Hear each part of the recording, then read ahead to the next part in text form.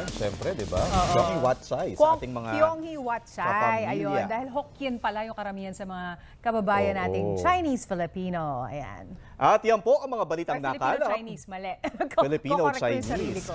Sa aming tuloy-tuloy na pagpapatrol, ako po si Adrian Ayalin. Sa ngalan ng ABS-CBN News in the service of the Filipino, ako po si Zen Hernandez. Susunod na po sa ABS-CBN News YouTube channel ang May Puhunan, Kaya Mo.